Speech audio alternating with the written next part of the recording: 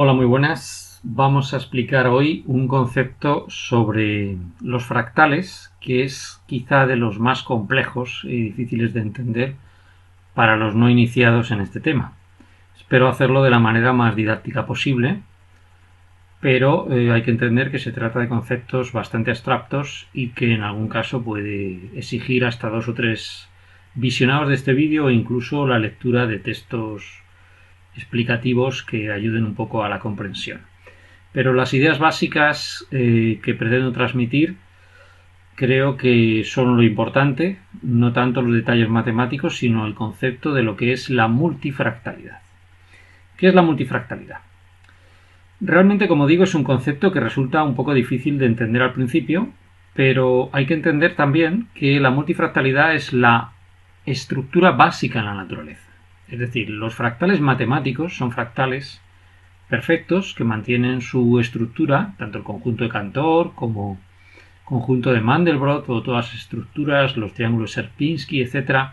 Podríamos clasificarlos como monofractales, es decir, mantienen su estructura a lo largo de diferentes escalas de manera constante. Pero en la naturaleza no ocurre eso. En la naturaleza lo que ocurre es que los procesos fractales van cambiando ligeramente con la escala, o bien puede ocurrir que haya distintas estructuras fractales que coexistan en diferentes escalas. Eso es lo que llamamos multifractalidad. La multifractalidad se produce, por tanto, cuando tenemos una estructura compleja compuesta de subconjuntos fractales diferentes. Esos subconjuntos pueden repetirse en ciertos intervalos de escala, pueden coexistir, por tanto, o puede la misma estructura ir cambiando de patrón a medida que la escala va cambiando también. Los multifractales pueden de alguna forma inducirnos a confusión porque podemos pensar que no son autosimilares, es decir, que no cumplen la homotetia. Pero esto no es así. Cuando hacemos un análisis matemático de estas estructuras multifractales nos damos cuenta que realmente son fractales, pero fractales todavía más complejos. Por tanto, la multifractalidad puede pasar desapercibida porque precisamente las estructuras fractales que coexisten, distintas estructuras en la misma escala o que la estructura va cambiando de escala, puede hacer que la fractalidad aparezca camuflada, dando una apariencia de todavía más irregularidad. Pero hay que tener claro que esta es la forma en la que la naturaleza funciona. La naturaleza funciona iterando procesos y cambiando por múltiples factores esas iteraciones.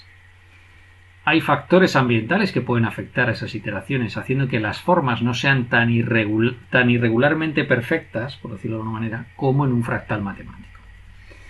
Bien, podríamos también definir a los multifractales como estructuras en las que se repite la escala fractal de manera cuantitativa, de manera muy compleja, no como cambios simples de formas, que podemos de alguna forma clasificar como binarias, estructuras binarias como puede ser el conjunto de Cantor, sino, o estructuras como puede ser el conjunto de Mandelbrot, va cambiando con la escala, pero de una forma que podemos precisar con facilidad o con regularidad. Bien, las estructuras multifractales son todavía más complejas porque son cuantitativas, es decir, tenemos cambios dimensionales muy fuertes o que afectan de manera diferente a diferentes estructuras. Esto lo vamos a entender mejor cuando estudiamos, por ejemplo, un parámetro de dispersión de un parámetro como puede ser la biomasa, el pH, la actividad fotosintética en un bosque o distintos parámetros ambientales. No se reparten de una forma equitativa con la escala, sino que van siendo mucho más complejos porque intervienen muchas especies. Por ejemplo, en la siguiente imagen que veis ahí, podemos definir una estructura de bosque, como veis, concretamente es un encinar, Quercus ilex, en el que vemos en la imagen real unas estructuras en forma de líneas que son los surcos de un arado.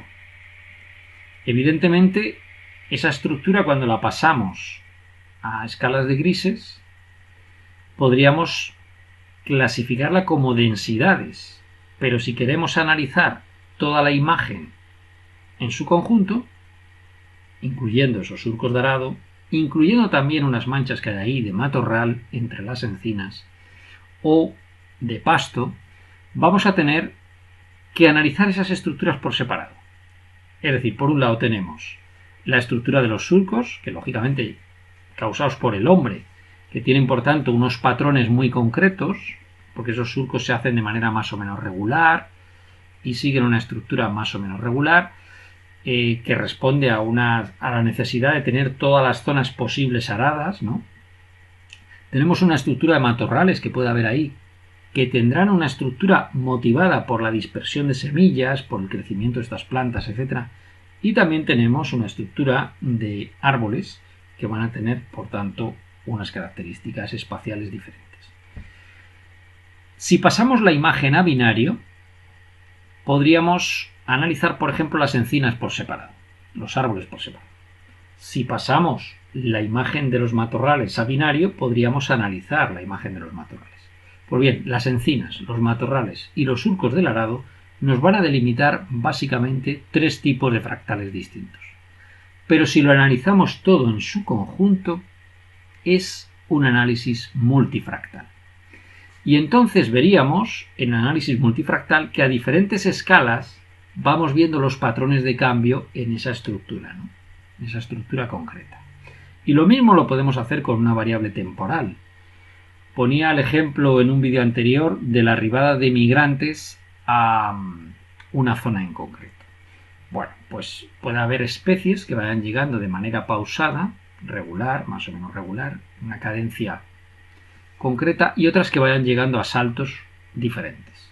Si analizamos cada especie por separado, los migrantes que llegan a una zona concreta, veríamos unas estructuras que podríamos calificar de fractales.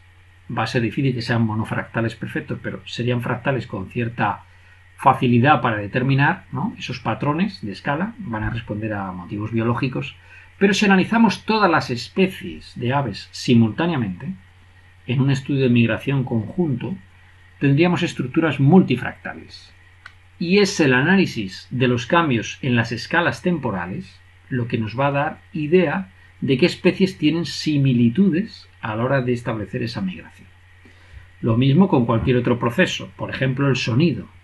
Si analizamos el sonido de un cetáceo, las emisiones de una ballena, por ejemplo, vamos a determinar que hay ciertas frecuencias que tienden a repetirse y que la ballena tiene unos comportamientos distintos a nivel acústico si está haciendo ecolocalización, es decir, localizando bancos de krill, por ejemplo, de peces de los que se alimente. En el caso de una yubarta, una ballena jorobada, pues se alimenta principalmente de peces y establecería unos sonidos, unas llamadas muy diferentes a las llamadas que establece, por ejemplo, cuando está apareándose o cuando está haciendo otro tipo de actividades. Por tanto, si analizamos cada uno de esos tipos de llamadas por separado, podemos analizar una estructura fractal muy concreta, pero si las analizamos en su conjunto, veríamos esa multifractalidad. Por tanto, la multifractalidad es la suma de fractalidades de procesos que podríamos separar. Y es lo que ocurre en la naturaleza. Por tanto, lo normal en la naturaleza es la multifractalidad. Bien, para poder analizar dicha multifractalidad, hay una serie de conceptos que debemos introducir y que son relativamente complejos, especialmente en el campo de la biología, porque la ciencia, desafortunadamente, está dividida a veces en compartimentos estancos. Y dentro de la biología o de las ciencias ambientales existen unos perfiles concretos y es difícil esta conexión con ciencias afines, muchas veces, esta interdisciplinaridad. La ecología matemática viene un poco a llenar este hueco, que es algo así como la intersección entre la matemática y la ecología. Y en el campo de los fractales no nos queda más remedio que introducir algunos conceptos básicos para que se entienda bien esto de la multifractalidad. Uno de los conceptos más importantes que podríamos introducir es la masa. ¿Qué es la masa en una estructura fractal? La masa es la densidad o probabilidad de aparición de una estructura. Si hemos dicho en ese ejemplo anterior de encinas, matorrales y surcos y pastos, si analizamos esas cuatro estructuras por separado, lo que tendríamos son imágenes binarias de todas ellas. Bien, la masa es la densidad o probabilidad de píxeles negros, es decir, de la presencia, binario 1, 0, a una escala concreta. Si tenemos una imagen, por ejemplo, de 1000 por 1000, tendríamos 1.000.000 de píxeles. Por tanto, a una escala de un píxel, tendríamos una probabilidad de aparición de una estructura, por ejemplo, los árboles. Por tanto, tendríamos 1.000.000 de píxeles dividido en un píxel, nos da 1.000.000 de píxeles otra vez. Pero si lo dividimos entre 2, tendríamos medio millón, si hacemos unidades de 2 píxeles. Si hacemos unidades de 10 píxeles, tendríamos 10 elevado a 5, etc. Es decir, a medida que vamos haciendo unidades más grandes, tenemos, lógicamente, a medida que la escala va subiendo, tenemos menos unidades. Pues bien, la densidad o probabilidad en todas y cada una de esas unidades es aproximadamente la masa, concepto de masa, en unidades concretas. Ahora bien, ¿qué ocurre si queremos comparar, por ejemplo, diferentes imágenes o diferentes cantos de ballenas o diferentes estructuras psicológicas? Normalmente en el estudio de los multifractales se toma como convención que en vez de, por ejemplo, comparar una imagen de 1.000.000 de píxeles con una imagen de 6 millones, hagamos estructuras relativas, es decir, hagamos densidades relativas. Y esas densidades normalmente, en general, en el software que se utilizan, van de menos 10 a más 10, estableciendo como 0 la densidad promedio. De esta forma podemos comparar estructuras muy diferentes. Podríamos comparar un canto de ballena, que dure 1 hora, con un canto de ballena que dure media hora, porque lo estamos estableciendo en rangos de menos 10 a más 10 de temporalidad. Esto es una de las convenciones que se suele utilizar. Por supuesto que en un software concreto, matemática o R o algún otro software que utilicemos, podemos establecer, si lo preferimos, por atomizar más la señal multifractal, podemos dividirlo de menos 20 a más 20, pero normalmente se toma de menos 10 a más 10, con cambios cada 0,25. Bien, esto nos lleva a delimitar un concepto que es de extraordinaria importancia en el análisis multifractal, que es el concepto de momento. Pero antes de entender lo que es un momento en el campo multifractal, vamos a entender lo que es un momento estadístico, porque es mucho más fácil entender los momentos multifractales si entendemos lo que es un momento estadístico. Y es muy fácil de explicar de la siguiente manera.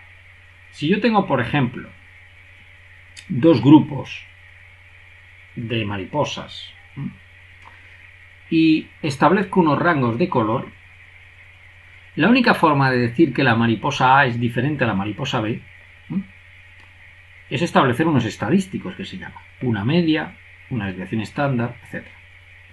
Por tanto, la estadística en su forma más básica utiliza momentos. Hay básicamente dos momentos estadísticos, momentos de origen y momentos de media. Como veis en la imagen, un momento de origen, expresado como alfa sub r, sería el sumatorio de todos los datos, desde i igual a 1 hasta n. Imaginemos que tengo de esa mariposa A 10 datos, de la mariposa B otros 10 datos, y podemos establecer de i igual a 1 hasta n el promedio de color de las mariposas que yo muestre. Eso sería el origen. Y momento respecto a la media es cuando yo establezco la diferencia que hay de cada observación respecto a la media de ese grupo. Bien, se demuestra que a medida que estas funciones de momentos van cambiando sus exponentes, tengo los descriptores de la población.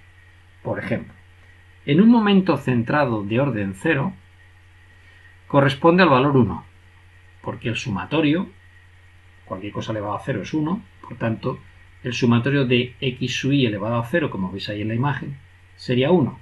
Y el sumatorio de todos los n sub i, es decir, de todas las mariposas con una variante de color concreta, me daría el conjunto de datos de la población, es decir, n partido por n, sería igual a 1. El momento de orden 1, centrado, me daría el sumatorio de todos los x sub i, de todos los valores de color, de todas las variantes de color, respecto al número de veces que aparece esa variante, es decir, la media. ¿Y qué pasa con los momentos centrados? Bueno, pues se demuestra que el momento centrado de orden 0 sería, como veis en la imagen, x sub i menos la media elevado a 0 sería 1 y volveríamos al mismo caso. Tendríamos un sumatorio de n sub i partido por n que me daría n partido por n que es igual a 1. El momento de orden 1 equivaldría a restar de cada valor la media y luego promediar eso. Eso daría 0, porque la media menos la media es 0. Y el momento de orden 2 equivale al sumatorio de los cuadrados de la observación menos su media partido por el número de datos. Eso es la varianza. Por tanto, los momentos estadísticos nos permiten describir una población. Gracias a estos parámetros, media, varianza, etc., puedo describir una población. Pues lo mismo pasa con las estructuras fractales. En las estructuras fractales ya hemos dicho que para poder comparar diferentes estructuras, como puede ser una imagen respecto a otra, un sonido respecto a otro, una serie de migración, de eventos de migración respecto a otro, vamos a tener que establecer unos momentos. Y en este caso no me sirve la media, me sirve, porque estoy analizando estructuras con diferentes escalas, me sirve estandarizar todo entre menos 10 y más 10 como escalas. Los momentos de orden Q son proporcionales, por tanto, a las escalas y a un concepto que es el exponente de masas, mostrado con la letra tau. En un análisis multifractal, por tanto, tenemos densidades de datos, a diferencia de un análisis monofractal en el que tenemos una estructura que se va repitiendo y simplemente decimos si sí o si no. Aquí vamos a tener densidades. Elegimos arbitrariamente, ya hemos dicho, esas densidades vayan de menos 10 a más 10, con pasos cada 0,25. A cada densidad le corresponde un momento. La imagen o el sonido, si estamos estudiando grabaciones, se transforma, por tanto, en algo multivariante. Es decir, podemos describir dos imágenes, dos sonidos, dos eventos migratorios por unos estadísticos, por decirlo de alguna manera, por unos descriptores matemáticos que son los momentos de orden Q y que equivalen a esos momentos estadísticos de media, varianzas, etc. En el caso de que busquemos singularidades, usaríamos los momentos extremos, es decir, los momentos de baja densidad o alta densidad. Sería el caso, por ejemplo, aplicándolo a climatología, que estuviéramos buscando años muy secos y años muy húmedos. Y si buscamos comparar por generalidades, usaríamos los momentos centrales. ¿Qué momentos son mejores? Todos describen la población. Del mismo modo que una población no se le puede describir solo por su media, aquí no podemos describir solo por los momentos negativos, ni por los momentos positivos, ni por los momentos centrales. Describimos todo el conjunto de momentos. ¿Cuántos? Pues entre menos 10 a más 10 con pasos cada 0,25. Sería algo así como los descriptores fractales de toda la estructura multifractal. Bien, gracias a esto vamos a delimitar también lo que llamamos exponente de masas, tau de Q. Es la pendiente a la que crece la masa respecto a la escala. Es decir, a medida que vamos cambiando la escala, imaginemos una imagen o una escala temporal en el caso de un sonido, vamos a tener una concentración, en el caso del sonido, de frecuencias, en el caso de la imagen de píxeles, con la escala. La pendiente a la que va creciendo eso es el exponente de masas. En una estructura monofractal, el crecimiento del parámetro es lineal, como veis en la imagen. ¿Por qué? Porque la estructura se repite, acordaros del conjunto de Mandelbrot. La estructura se repite a escalas infinitas y se repite y se repite y es basada en la misma ecuación, o el conjunto de Cantor. Por tanto, en una estructura monofractal el exponente de masas es lineal. Pero en una estructura multifractal no lo es, porque sería algo así como que va cambiando ese parámetro, esa masa, esa concentración de formas o de frecuencias en un sonido, porque es discontinuo. Los animales no emiten los sonidos de manera continua. Una ballena azul, por ejemplo, emite los sonidos en pulsos. o simplemente si no está ecolocalizando se calla. Por tanto, las estructuras fractales en la naturaleza van a ser siempre multifractales, como hemos dicho, porque su crecimiento de masa, de densidad de la estructura que estamos estudiando varían respecto a la escala temporal, espacial o la que utilicemos. Bien, esto es un factor sumamente importante porque nos va a permitir no solo diferenciar monofractales y multifractales, sino en qué medida la estructura es multifractal. Y nos podemos llevar algunas sorpresas, que es lo que ocurre cuando estudiamos las herramientas de fractales, en casos reales. Y es que lo que nos parece aleatorio no lo sea. Y gracias al análisis multifractal podemos diferenciar dos tipos de caos, o dos tipos de estructuras que pueden parecer caóticas. El caos determinista y el caos indeterminista. Las estructuras que aparentemente son caóticas, que no siguen un orden, pueden ser perfectamente aleatorias, es decir, una aleatoriedad absoluta, o puede que realmente parezcan aleatorias y no lo sean porque son extraordinariamente complejas y difíciles de predecir. Esa es un multifractal.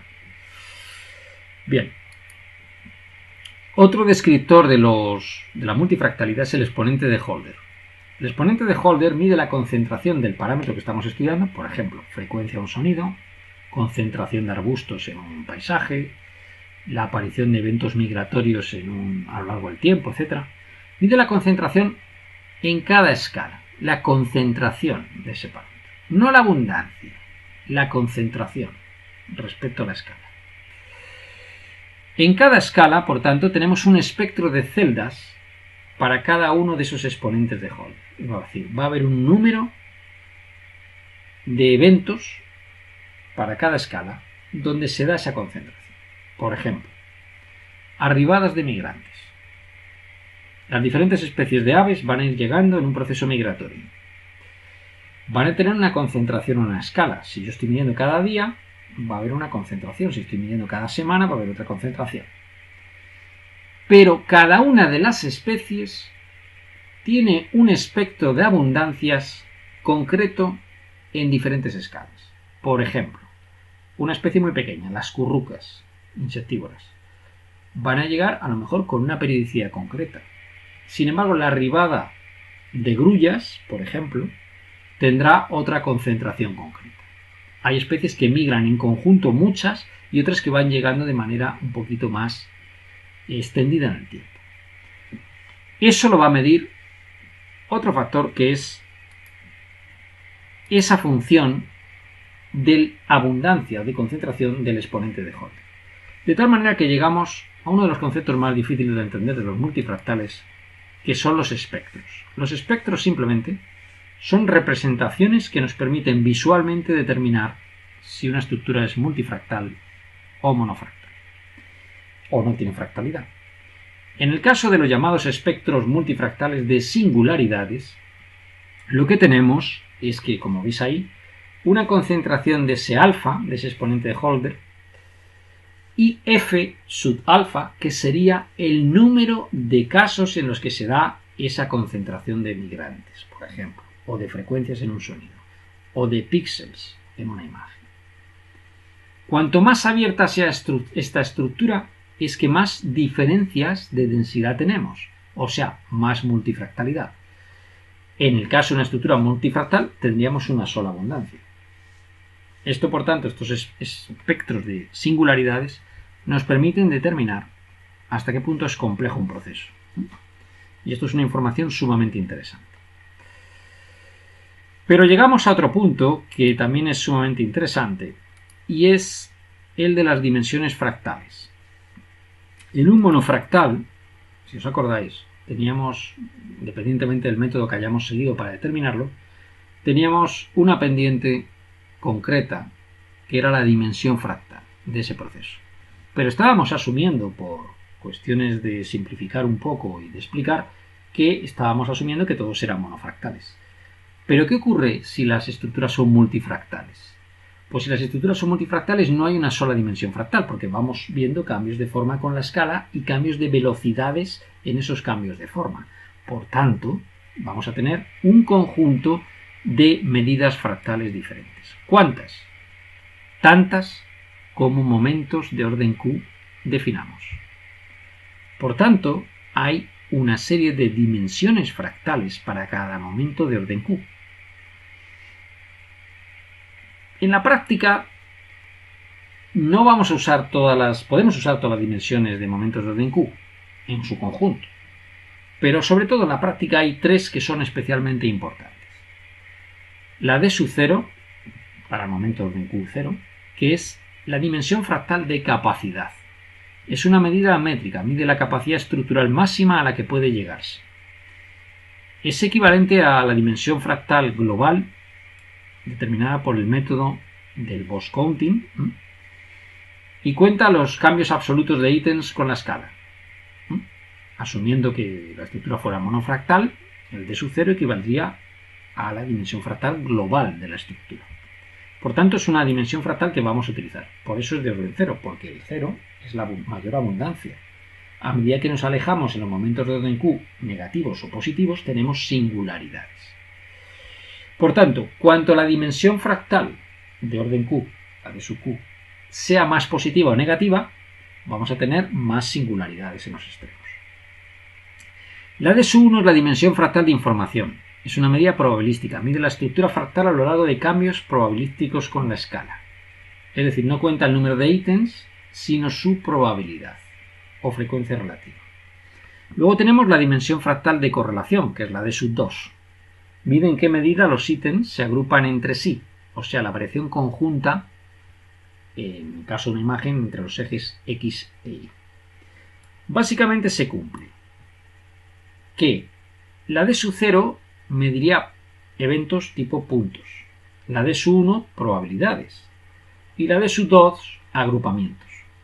Por ello, D sub 2 suele ser menor que D sub 1, es menor que D sub 1 y D sub 1 es menor que D sub 0. Si la estructura fuera totalmente uniforme, tendríamos que las tres dimensiones fractales son iguales, D sub 0 igual a D sub 1 igual a D sub 2. En general tenemos que para diversos momentos, como digo, de orden Q, entre menos 10 a más 10, hay diversas dimensiones fractales. Por ello hablamos de la dimensión fractal generalizada D sub Q, que me va a generar un espectro de dimensiones fractales. En ese espectro de dimensiones fractales, que lo tenéis ahí en la imagen, podéis ver las distintas dimensiones fractales en orden Q, que en este caso van de menos 20 a más 20. Hemos dicho que por convención suelen ser de menos 10 a más 10, pero bueno, podemos poner de menos 20 a más 20 o lo que queramos.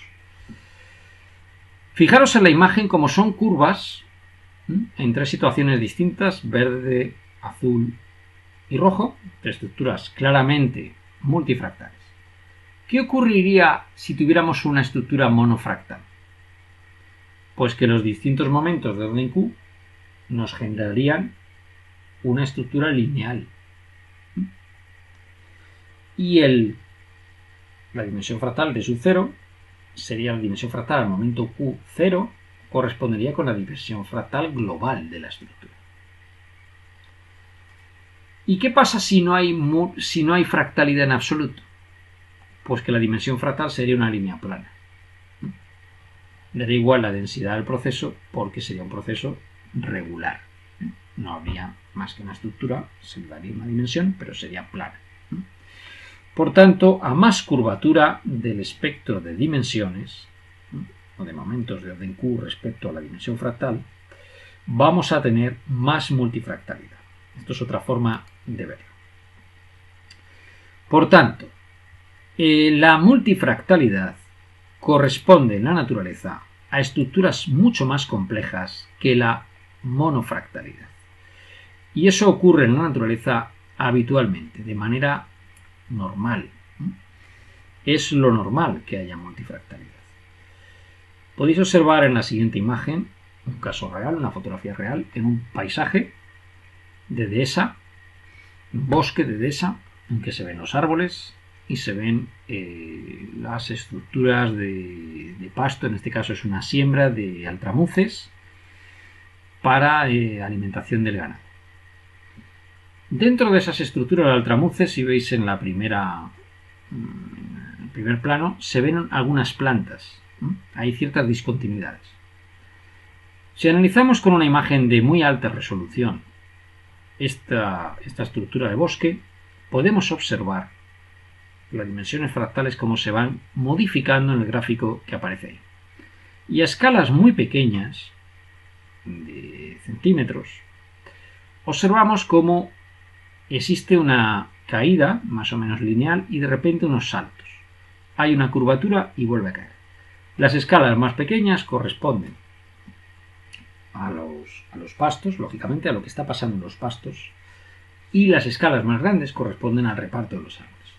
Esto, cuando analizamos conjuntamente, es una estructura multifractal.